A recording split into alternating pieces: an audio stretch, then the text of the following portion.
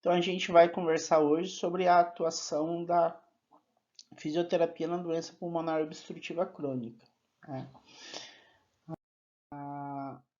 Então a doença, o que que é? A doença é uma doença pulmonar que ela compreende dois componentes, tá? O enfisema, que o enfisema é a destruição alveolar, e a bronquite crônica. A bronquite crônica é uma inflamação persistente das vias aéreas. Esses componentes, o que vão ocasionar no portador da doença?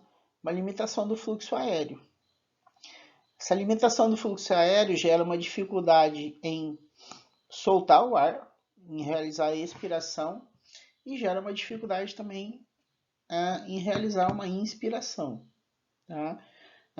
Geralmente, quando a gente fala em bronquite crônica e enfisema, basicamente a mesma doença, que é a doença pulmonar obstrutiva crônica.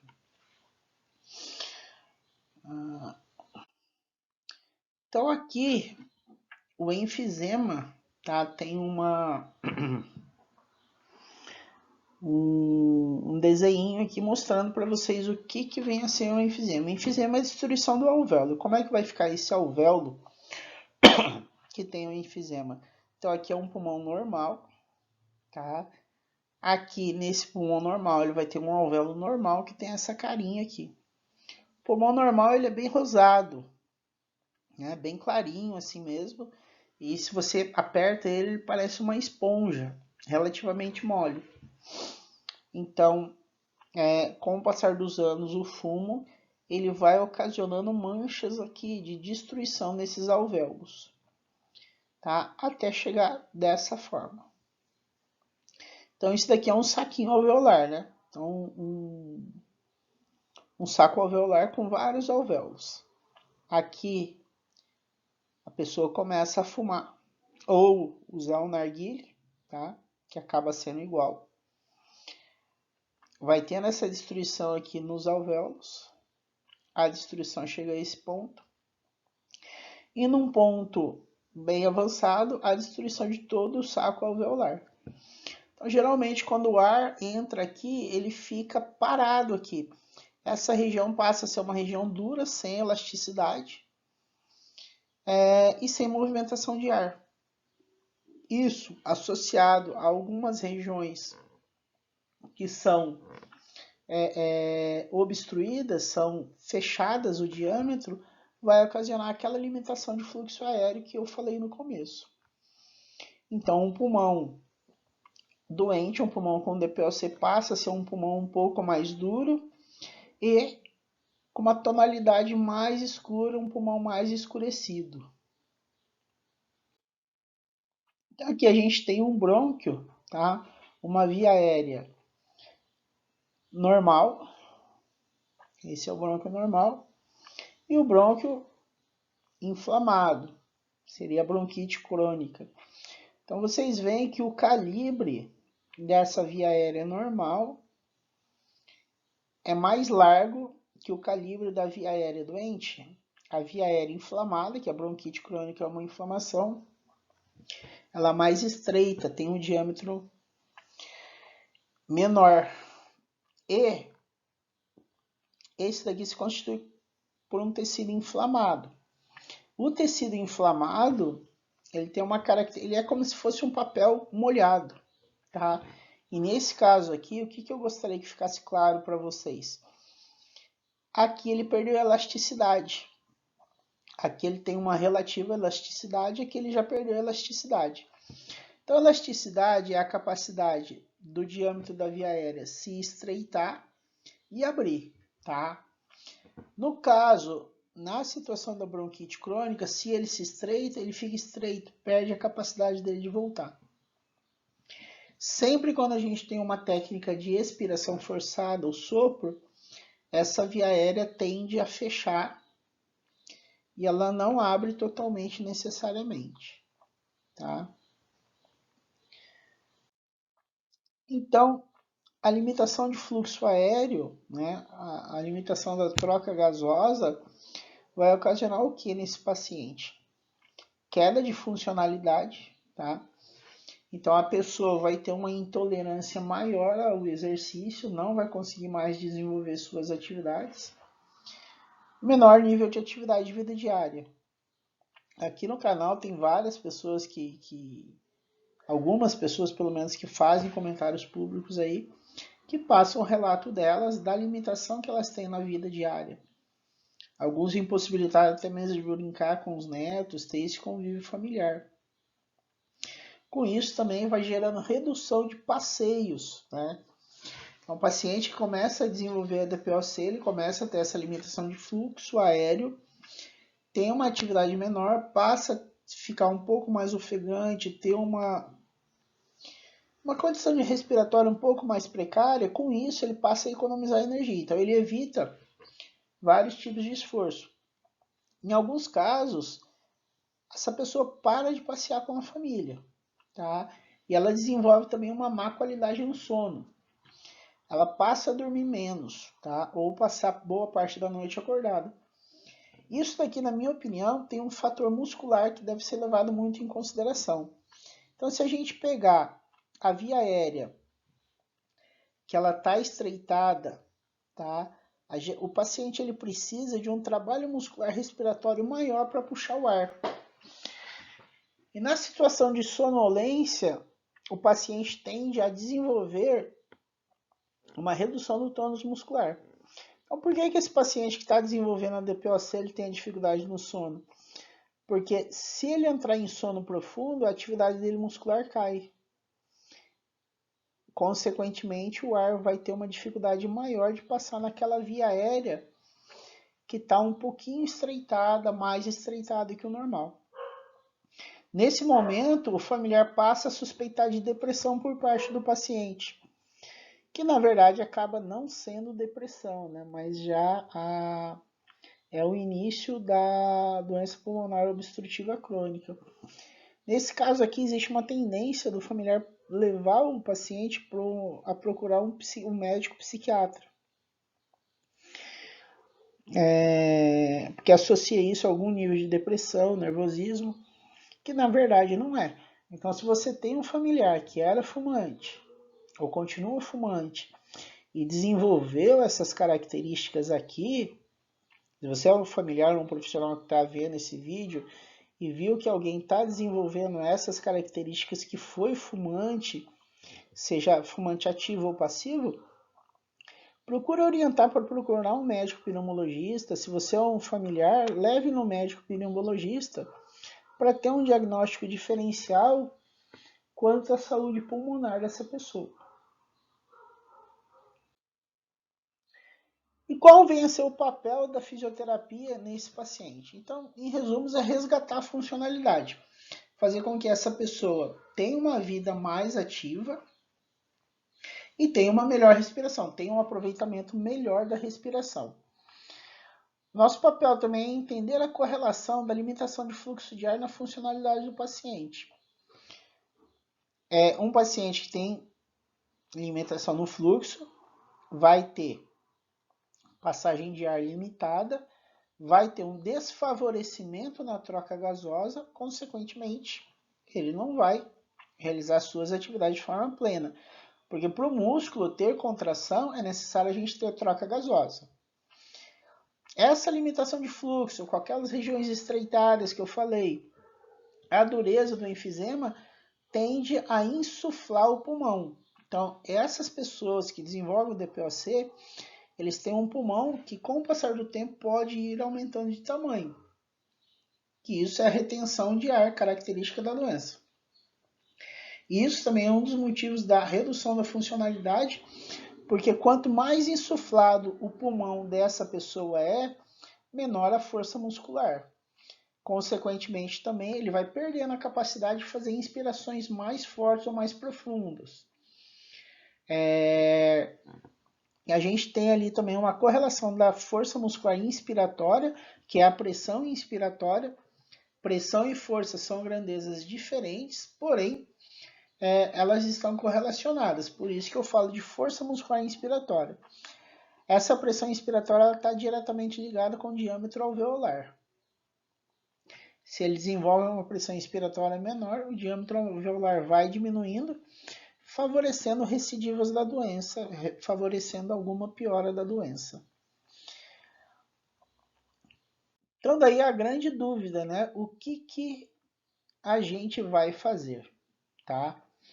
Exercícios respiratórios são uma boa. Então, exercício frenolabial é um exercício que eu já tenho em alguns vídeos escritos. Vai puxar o ar e vai soprar com o lábio franzido. Exercícios de expansão pulmonar são vários. Inspiração em tempos, infracionada. Os exercícios de expansão são vários. Soprar bexiga, tá? Esse daqui é um exercício que, infelizmente, ainda é muito colocado em prática. Tanto que na segunda-feira eu recebi um contato de um colega chamado Guilherme, acho que é do Espírito Santo. Espero que esteja vendo esse vídeo, Guilherme. Um abraço para você. A gente conversou aqui sobre essa questão do soprar bexiga, tá? Então, soprar bexiga em uma via aérea inflamada, você tende a gerar um maior estreitamento dessa via aérea e isso pode acabar favorecendo o aprisionamento aéreo nesse paciente. Até porque na bexiga você não tem um controle da força com que o teu paciente vai soprar. E se essa força foi muito grande, esse colapamento acaba acontecendo, tá? Esse estreitamento acaba acontecendo. De repente alguém pode falar, mas a gente só sopra o tanto que ele aguenta.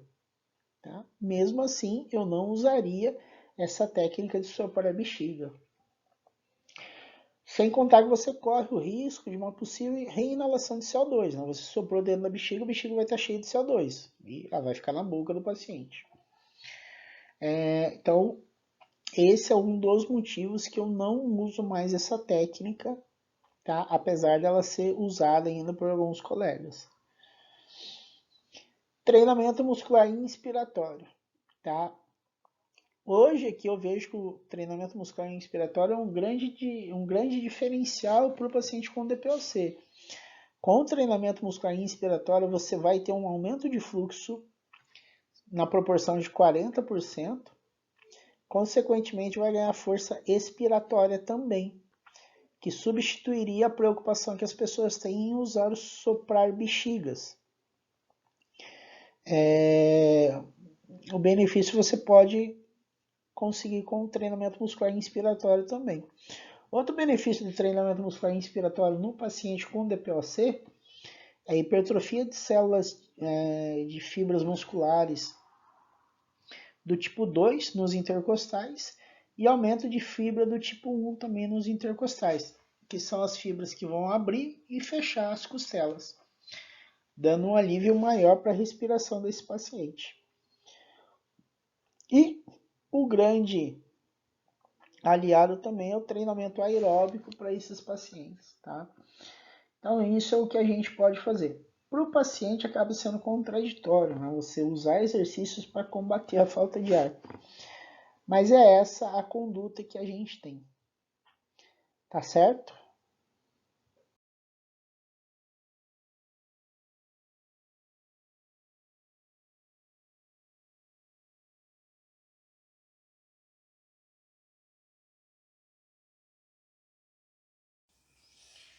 Bom, então vocês viram aí que a grande forma que a gente tem de atuação no combate da DPOC é realizar exercício, né? Essa é uma dificuldade que eu tenho com os pacientes de doença pulmonar de um modo geral, porque acaba sendo contraditório para o paciente você ter que realizar exercício para combater a falta de ar. Mas é fato, tá? É fato. Existem alguns motivos pelos quais isso passa a ser benéfico. Assim, se eu for falar tudo em um dia só, a gente vai ficar num vídeo aqui enorme, né? E acaba sendo um vídeo maçante. Mas eu estou produzindo vários outros conteúdos aí, o mais didático possível, para você, paciente, você familiar e até profissional que vai buscar algum conteúdo de informativo no meu canal, tem um respaldo para poder entender isso daí em toda a sua complexidade. Mas o motivo que é o exercício ele promove o aumento de fibra muscular, tá? Seja de membro inferior, de membro superior, da fibra muscular do músculo respiratório. Que vocês viram aí quando eu falei em um dos benefícios do treinamento muscular inspiratório. Esse benefício é descrito com esse aparelho aqui, o Power Bleach Plus. Mas existem outros aparelhos aí utilizados no treinamento muscular inspiratório, né? Aí fica a critério do paciente, do familiar escolher, né, qual... Eu geralmente eu tomo essa decisão, eu passo o parecer técnico e entro em consenso aí com o paciente, com o familiar, para a gente delimitar um melhor material, um melhor recurso a ser utilizado com o paciente. Algo que o paciente ele tem muita dúvida, tem muito medo, é eu vou me cansar, eu não quero me cansar. Isso é algo assim que a gente tem que super levar em consideração para o paciente com doença pulmonar. Por quê? Porque ele viveu falta de ar, está vivendo falta de ar durante a vida toda, e isso ocasiona medo para ele. Então isso é um fator que tem que ser pesado. Tá? Então assim, você que é paciente, tá? Você que é profissional, tenham sempre uma política de conversa, sempre conversar. Eu geralmente sempre converso, peço um feedback para os meus pacientes, né? Tem o seu Agenor, que é um paciente que eu tenho, que a gente fala, e aí, cansou, seu Agenor? Não, dá para ir e tal. Esse bate-papo é bacana, mas assim, não pode ficar se apegar muito a esse bate-papo, porque o mínimo de cansaço ele tem que ter. Outro detalhe que a gente usa é essa tabela aqui, que é chamada tabela de percepção de esforço. Então, você paciente não precisa ter medo, tá? Porque o seu profissional ele vai dar essa tabela, você vai falar, ó, meu esforço está aqui no vermelho. Então, se está no vermelho, vamos dar uma parada. Conversei com o Guilherme na segunda, o Guilherme também usa essa tabela, tá? Então, eu e o Guilherme, a gente está batendo um papo aí para poder desenvolver algo bem bacana para o tratamento aí, principalmente para o Guilherme, né? Eu já estou há 12 anos na carreira, minha grande clientela é o paciente com DPOC, e o Guilherme, esse é o primeiro paciente que ele está atendendo, né, com doença pulmonar obstrutiva crônica. Mas eu achei bem interessante a forma que ele tem trabalhado, tem conduzido o tratamento lá do paciente dele, tá? E principalmente é gratificante quando a gente vê alguém de, assim, eu tô no Paraná, o Guilherme, se não me engano, é Minas ou Espírito Santo, não lembro. E daí que nem você tem a tabela de percepção de subjetivo de esforço, que é uma coisa que eu e ele tão distantes usamos. Então, isso daqui para você, paciente ou familiar, é algo que vai ser um diferencial muito grande para você não ter tanto medo na sua manifestação de cansaço. Se apegue a ela, tenha um bom relacionamento com o seu profissional, confie no seu profissional, bata um papo com o seu profissional. Se precisar de alguma orientação aqui, pode entrar em contato comigo, seja pelos meus telefones ou aí nos comentários públicos, seja paciente ou profissional, assim, a gente vai tentar ter uma melhor conversa possível, sempre sem eu jamais interferir na conduta do profissional, tá? E o paciente também, né? Tem vários pacientes que entram em contato comigo, sempre a gente batendo um papo, para a gente tentar, de uma forma ou de outra, gerar um maior conforto para cada um de vocês, porque ficar sem respirar ou ter dificuldade para respirar é algo horrível. Peço que você compartilhe esse vídeo com o máximo de pessoas possível. Assista o vídeo de ontem. Se você ainda não é inscrito no canal, se inscreva no canal. E aguarde o vídeo de amanhã que vem com mais surpresas aí, coisas bem interessantes para vocês, tá certo? Então um abraço, tchau e até o próximo vídeo.